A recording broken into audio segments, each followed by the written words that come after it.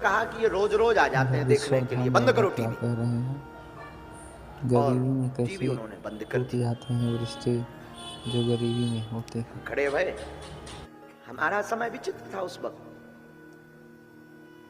बचपन से ही भावनाएं हनुमान जी के प्रति खूब दृढ़ थी, तो याद आ गई हमें वो बात कि बन जाते हैं लाखों रिश्ते जब पैसा पास होता है, टूट जाता वो रिश्ता गरीबी में जो सबसे खास होता है।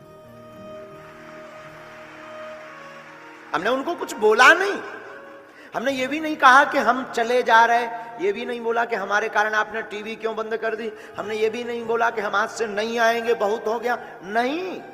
मुस्कुरा कर, अच्छा जी सीताराम, उन्होंने सीताराम भी नहीं बोला, हमने तो बोला। वापिस सामने ही घर था हमारा, वापिस आके हम बैठ गए।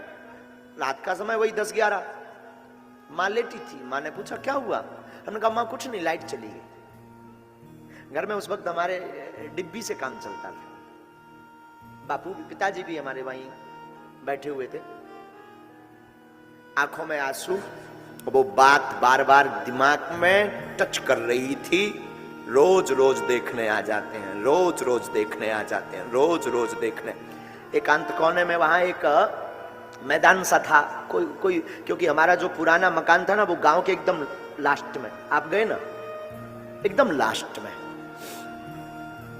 तो एकांत में हम जाकर के बैठे, खूब आंसू पहुंचे, लगभग 1.5 घंटे तक। खबर से सुनना, हो सके तो तुम अपनी जिंदगी में इस बात को उतारना। हमने तो भोगा है, ईश्वर करे तुम्हें कभी ना ये भोगना पड़े।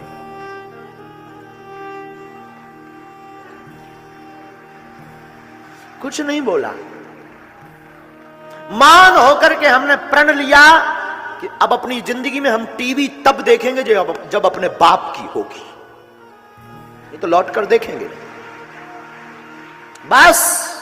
फिर क्या, जिंदगी में जुनून सवार हुआ कि उस वक्त हमारे अंदर जुनून सवार हुआ कि अब तो टीवी होगी तो खुद की होगी, तभी देखेंगे। और पुरोहित कर्म तो करते ही थे, कर्म कांड करते थे हम बचपन में भी। तो सत्यनारायण बांचने किसी के घर जाएं, कोई अमीर आदमी है, गुरुजी महाराज जी यहाँ बैठो, तब तक आप इंतजार करो, तब तक तैयारी हो रही, और उसके कमरे में टीवी लगी हो ना, तो हम कहते थे हम यहाँ नहीं बैठेंगे, धूप में बैठेंगे, क्योंकि टीवी तो तभी देखेंगे जब अपनी खुद की होगी।